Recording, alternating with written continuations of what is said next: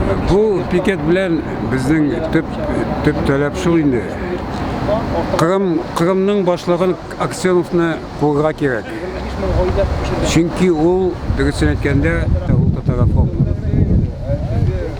Tatarlara karşı işli, Tatarlardan düşman koyar. Bugünkü Kırım Tatarlarının hali bik oyanış.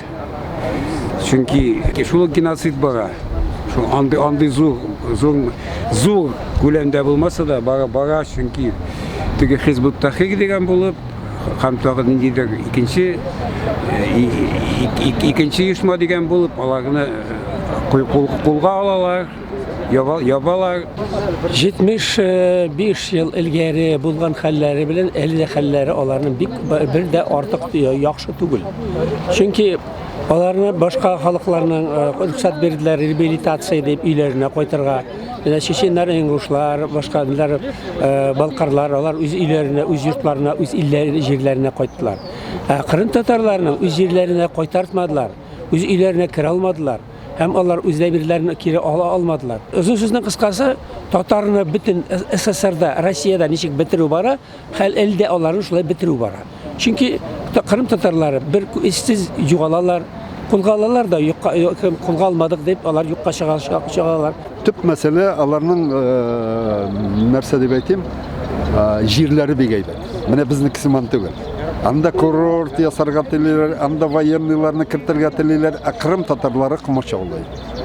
Mine alar indi nerse deb aytırga, mında kurban bolalar. Ama ул хатлык хәзер начар түгел, бөтен дөнья белә Kırım Tatarlarının хәлен. Аннан соң аларның тәҗрибәсе бар, күпме көрәшкән. В общем, мен уйлыйм, Kırım Tatar халкы бетмәс.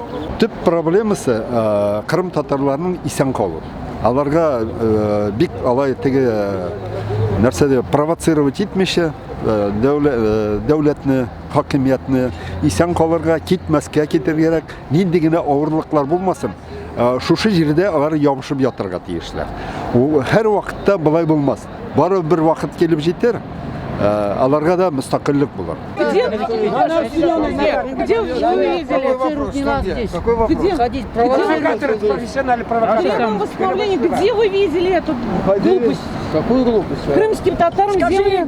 Каждый год приходит, 18 мая каждый день. Да, зачем? Ну, день депортации. Я говорю, почитайте Википедию, там пишут, там же...